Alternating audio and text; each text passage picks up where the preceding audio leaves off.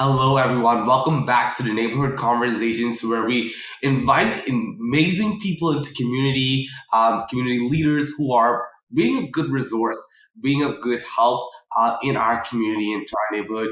Whether you're listening to this conversation in your car or at your workplace, thank you for joining the Neighborhood Conversations. I'm Templeton Sawyer. I'm your host for today's conversation, and we are happy to be back at the TWC team. And today we have MJ Crawford and Randy Ridley.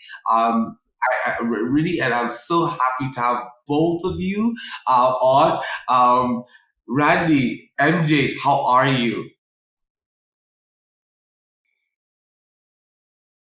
I'm good. Wonderful. That's Yeah, good. I'm doing good. Beautiful fall weather so far. Yes. Yeah, fall is always good. Fall is it brings new bright joy and positivity and lots of different connections and stuff like that. And I'm so happy that on this beautiful fall we get to talk about so much work that you all are doing with the workplace program. And congratulations on the work that you're doing thus far in this program and supporting people. And so let's get into the conversation. So I'm going to start with you, MJ, and then go into Randy. We'd love for you to share a little bit about yourself and the role that you're doing at Teamwork currently. Yeah. Yeah, absolutely. Sure. Thank you. So, again, thank you for inviting us here today. Here, as I've been working at Teamwork as a case manager, and I also workplace support program as well. So I've been here for about 12 years now, and most of my clients typically are deaf or hard of hearing, but I do also service other clients with different disabilities or no disabilities. It's a wide variety. So that is what I have been doing here. Awesome. Thank you. On to you, Randy. So I've been here actually, it was a year in August that I've been here. And Yeah. I worked prior to this with some nonprofits. I actually worked in the financial, worked at financial institutions as well. So I'm actually the assistant. So I'm MJ's assistant with the workplace support program. And so she's my boss. And I also do resource. I'm a resource navigator, a community resource navigator, where I assist case managers with some of their clients if they need certain resources. I mean, there is 211 that is available, but if there's something that they can't find, I dig deep and do that research for them, and hopefully can get them an answer. I've been here for about a year, and I really enjoy it. So it's working along, especially with MJ. Awesome. Thank you so much. And MJ, wow, 12 years. Kudos to you on the Yes. amazing journey with you being a part of Teamwork for that long. And yes, Teamwork is an amazing organization. And thank you so much for your service thus far. And Randy, you're amazing. I've worked with you. Thank you so much for coming on and being able to tag along and take on the new challenges and the Yes. new projects that Teamwork brings and offers to its clients and stuff like that. So kudos to you as well. So let's get into the conversation about this program, this work support program. MJ, I'm going to toss it on to you to this question. What can you tell us about this program? And then Randy can tag along with anything that is missing, any additions he can add on. Yeah, go from there. For sure. Yeah. So the workplace support program, I mean, it has certainly had its impact, and not only here within the local community within HRM, but right across Nova Scotia as a whole. There are different opportunities that help clients keep their employment, and specific accommodations that they have specific requirements, so that they don't have to face barriers on their own because of the cost, um, or specific devices that are required, specialized devices, or referrals from medical professionals, occupational therapists, for example. So it has been certainly helpful. helping all of them, because I mean, some people just simply, they can't do their job without these requirements. They need these devices in order to actually keep their employment. So this program has been very, very valuable, and I mean, it's been ongoing for longer than I've been here, certainly.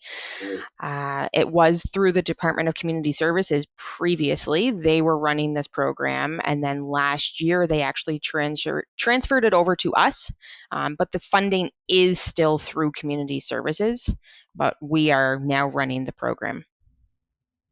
But it has been really, really helping a lot. I mean, even just the small things make a huge difference. That's right. So, for example, hearing aids. One client may say, oh, I'm actually able to hear now. I'm able to make these phone calls or communicate with their coworkers. It's just the small things, but it makes a huge difference in people's lives. And I mean, it certainly affects their job. There are a lot of different stories I could tell about different accommodations. Yeah. So I think, and it also helps the employers, right? To be able to keep and retain their employees and provide accessibility with regard to these devices. Yeah. So I don't know if Randy has anything to add, perhaps. No, well, it's just such a wonderful program. I mean, we've had instances where individuals have told us that they will have to quit. Like, for instance, MJ was mentioning about hearing aids. We've had clients say, well, I'm going to have to quit my job if I can't hear in the workplace. So to provide that and to maintain for them to stay in their workplace is such rewarding to see for both of us. So. Wow. And that's so amazing. That is a program that supports clients and accommodate, like you say, accommodation in the workplace to provide them smoothly and successfully to go through through their employment journey without any barriers. And so, well, how do you define accommodation, Randy? I'm going to throw that to you. How do you define accommodation in the workplace or in general? Yeah. Well, we do, MJ talked about, we do a majority that we do a lot of hearing aids. So I would say 95% of what we do is hearing aids, but we have clients too that, they might need a wheelchair, ergonomic desk, chair, whatever we can provide to maintain for them to stay in the workplace. Yeah. So, so any assisted device that they require, we are there to support them in funding. And I don't know if MJ, you have anything to add to that, or? Yeah.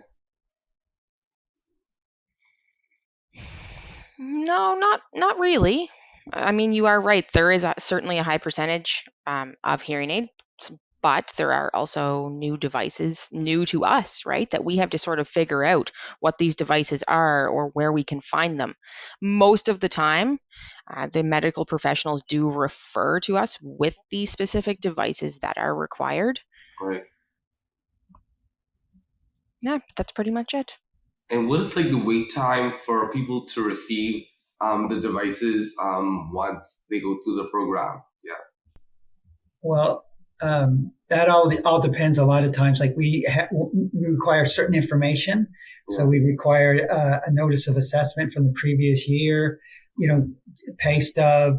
We need 2 quotes. Let's say for anything like for hearing aids, we need 2 quotes. We need 2 quotes like wheelchairs. So it all depends. So this is sort of a client-based program where it's up to the client to get that information to us. And there's times that I've had clients where it's been 6 months, and there's other times I've had clients where it's been done within 3 weeks. So, and I know MJ's had that same scenario as well. Yeah, that's right. So, I mean, it certainly depends on the information that we need and how fast we can get that. And sometimes maybe it's not even the right fit. So they might need more time to research, to investigate, to figure out what, maybe to find the proper hearing aid that's actually going to fit, because there are different types of molds depending on the level of hearing, right? So it's the audiologist's responsibility to figure out and determine the best fit. We aren't taking on that part, but just to make sure that it is indeed the right fit so that we can go ahead with the application. That's good. How do you define support? MJ, I'm going to leave this question on to you.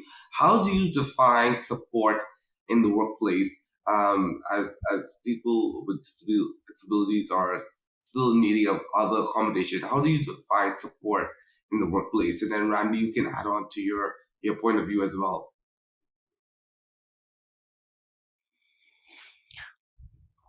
Oh, support. Oh, there's so many different meanings. So if a client knows what the specific barrier is and they're able to explain that barrier, then certainly we can find the supports available. Perhaps they don't even know what accessibility exists here. There are different organizations that we are able to connect the clients with as well. So for one example, deaf or hard of hearing, I'm aware of, obviously. So there's the Canadian Hearing Services, CHS, and they have assisted devices available, or through the Society of Deaf and Hard of Hearing Nova Scotians, either one. So both of those organizations are able to provide the devices. So sometimes there's even a special phone for the workplace. There are such a wide variety of different accommodations available. Figuring out the systems as well for the workplace. Maybe the phone system is different. There might be another method. Maybe finding that match again, right? It comes back to that. But there are many different organizations we can connect them with. Or perhaps there's more in-depth information than what we can actually provide. So there are specific organizations that will be able to go into the workplace, take a workplace assessment, see where those gaps are, and help the individual that way, help the client determine what's needed that way. So for example, with myself here, there are special flashing lights. Yes. So if somebody rings the door, I obviously know that somebody is here. I don't have to use the phone. The light alerts me to let me know that my client is indeed here for their appointment. So that's just one example of a support in the workplace. But Randy and I have obviously different resources and awareness and different knowledge that we can pass on to the clients as well. Randy, perhaps you want to add some more, something that I might have missed? I look forward to my family's security in the future. That's the main goal as a father. The empowerment from changing careers has really just made me want to get out of bed in the morning. I'm looking forward to growing my business. So I want to hire people like I was hired. I want to give guys that chance. Il me fera plaisir de continuer à travailler avec les immigrants francophones en Nouvelle-Écosse. I am looking forward to the financial freedom that I never had before.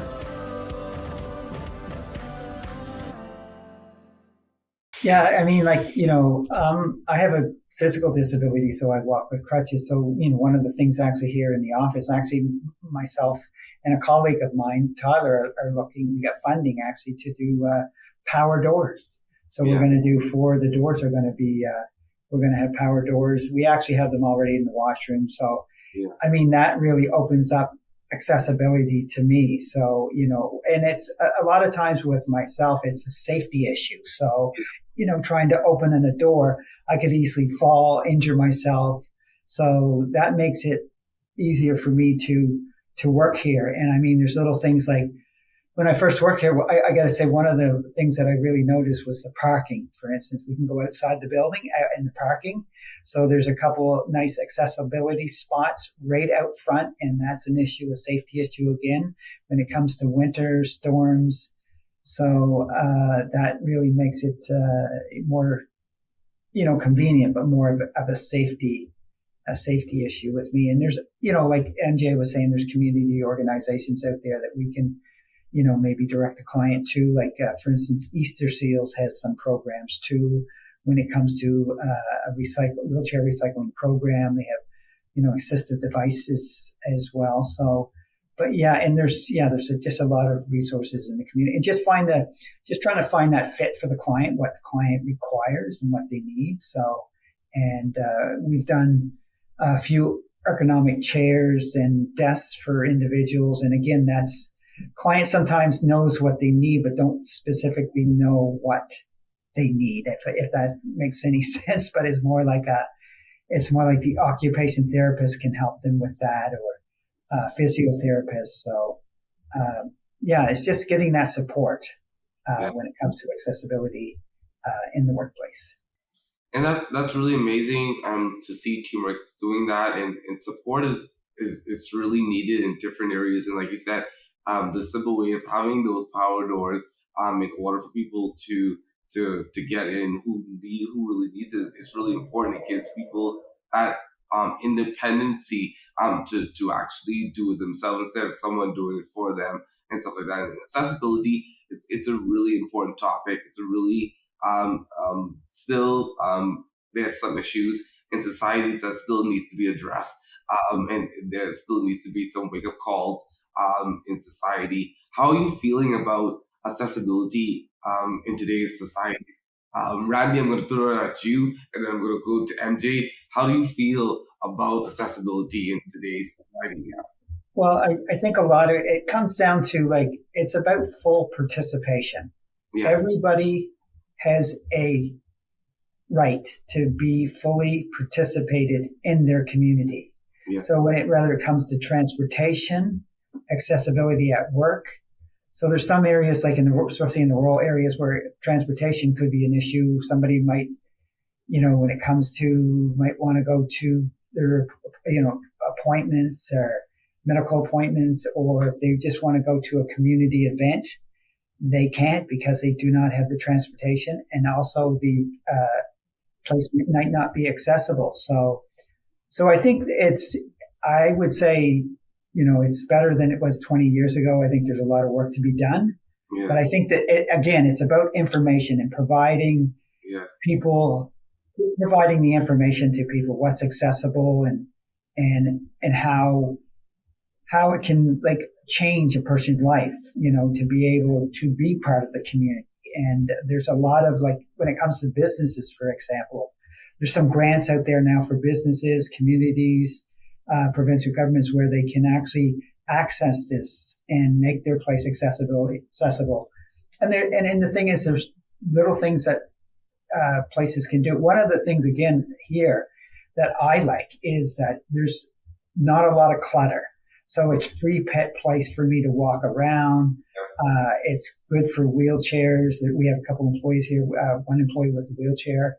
So it's about that freedom, that accessibility, safety, and just being part of the community. And I think we're working, as Nova Scotia, is working towards that slowly but surely. That's really, really nice. MJ, what do you think? What is this accessibility looking like in today's working world? Yeah. Right. Yeah. I mean, accessibility certainly has changed over time, and technology has improved. Thinking back to before, it's like, oh, yeah, we can do these things. So, for example, now I'm actually able to go to the movies with my friends. I don't need to ask a friend who is an interpreter, oh, what's the movie talking about, and interpret the entire movie. They have the caption reader, the view reader for the captions. So they have that device in the movie theater, and that's right across Canada. Some people don't even realize that exists. And it's not even for deaf folks only, it's hard of hearing. Sometimes people struggle to hear what the movie is actually saying. So that is nice. It's improving over time. And I mean, certainly there's a long way to go. Funding is another issue. Where can people find the funding to actually pay for that? So, for example, interpreters. searching for the funding. Are you able to support this? Are you able to provide the interpreter? And negotiating with the employers also to see if they're able to support that accommodation.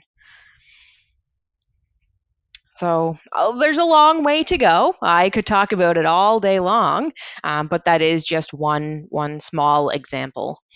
But also with regard to employers, they're more than welcome to contact us for resources, find out how we can support the accommodations, how we can support their employees' needs. Some folks maybe don't even realize, they just want to say no, but they don't realize that there are resources out there. And like Randy was even saying, accessibility grants for businesses specifically.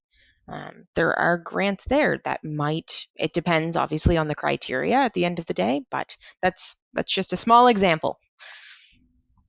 Wow, thank you so much for both of you sharing. Accessibility is really important, and I'm happy that it's improving. I didn't know that that is improving in the cinemas, especially allowing that independency for social life is really important. And so I'm really appreciative of that. And I think that they're making it more accessible on the broad walks, on the waterfront, I think, as well, with the different ramps and everything that's going on there as well. So that's really good. And so I'm really happy that that's going on there as well. So I'm happy that Nova Scotia is really taking this accessibility to really key, and it's important, and it's important. Yeah. Um, what are ways clients are getting connected to the program? Like, how can people get connected to the program? Do they go through teamwork? How's the application process? MJ or Randy? Randy, I'll let you go, and then MJ, you can just tag along. Yeah. So the program, many of our clients that we get for the program, we get from, let's say, for example, audiologists. Okay. For hearing aids. So they actually let us know that there's a client there that wants to buy hearing aids. So they know about the program, so they let us know, and they actually give us the client's email, contact number, and then we start the process where we, get the information from them. We also have it on our website as well. And it's been really the word of mouth. Again, it started out just in the HRM, and MJ was doing hearing aids, but now we do province-wide. And we also, I don't know, MJ, I can mention, we also do students as well, like for certain devices as well, at post-secondary education. So, for example, we did actually just recently, we did a wheelchair accessible, provided some funding for a wheelchair accessible van. So we also do that. So so those are the main areas that we usually get our clients. Word of mouth as well. I know I've had clients who said, somebody told me that they just access to your program. So again, we start the process and we contact them and send them out guidelines. We have some guidelines. Again, there's certain criteria as far as income. And we need also certain documentation to move in. They have to complete an application. And then we meet with them either in person or by phone. And then we actually have a committee. We have a workplace support program committee where we meet. We're meeting now about average once a month. And we go through the applications and we approve or disapprove. But we can speed something up. But again, if it's something we get the information fast and the client really needs it, if it's really crucial to their employment, so we can speed that up and get confirmation from the committee that to move forward with that. MJ, you can add whatever something if you like. I think you covered it all perfectly. Awesome. Thank you so much, Randy, for sharing that process, and really hope clients can get connected if they need that resource. And it's an important resource that is really valuable to people who are in need of that. And I'm really, really, really thankful for a resource that helps people with disability to be able to take on that resource. Yeah. And I'm happy it's in place. which is important in order for people to work smoothly in the workplace. One of the last thing I have is leave us with a quote, tip, something to inspire us. MJ, I'll take it off to you, and then Randy, you close us out with your quote or saying, and then we go from there. Yeah. Well, that's a tough one. It's tough to sort of nail down which one. There are so many wonderful, inspiring quotes. But one important one with regard to this workplace support program, I think it's important for employers to recognize people with disabilities. Look at them, what they can do versus what they can't do. So recognizing their abilities versus their disability. I think that is a good tip just to remind employers, because they have a lot of opportunities to give, a lot of potential, skills to bring to the table, intelligence. They have good resources. It can certainly be an asset to their company. So a lot of people would be surprised at what they can do. I mean, some are absolutely fabulous with what they do. So, for example, I have a few deaf people that I'm aware of who work a lot faster, right? Their productivity is higher because they are so focused on the task at hand. And the employers, if they don't hire them, they're missing out on having a wonderful employee, a wonderful opportunity. So I want them to remember to look at their ability and their skills and then figure out the barriers later. Well, we can work around that. Yeah. Love that tip. Love it. Randy, what do you got for us? Well, one of the things that I wanted to say, and I think, myself, it's happened to me where I think that you have to surround yourself with people, with friends that support you in whatever your endeavor is. And I think that's really crucial when it comes to a person with disabilities. And, to open those doors, to have those networks, like, one door might close, you might not find it here, but you go to another door and you open that door and you find someone, might be an organization, it might be an individual, to find you to find, let's say, employment or whatever you're searching for. So I think it's just, you have to be determined. And you just, and it will, in my case, I've had doors shut in my face, and I've had situations where, and that gets you frustrated as a person with disabilities, but you get up and you open another door, and it's eventually going to work for you. And that's my philosophy. I love it. Yeah. Another opportunity will come. Don't look at the closed door. There's opportunities ahead of you. Yes. Thank you so much. Both of you are amazing as always, and hope that we will have another conversation at some point. There's so much other things happening and so much activities that's going to be happening. And so MJ, for sure, definitely will be connecting with you soon to invite you back on. And so thank you so much for coming on, both of you. And we'll see everyone at the next episode. Have a good one. Okay, thanks. Thanks, Templeton.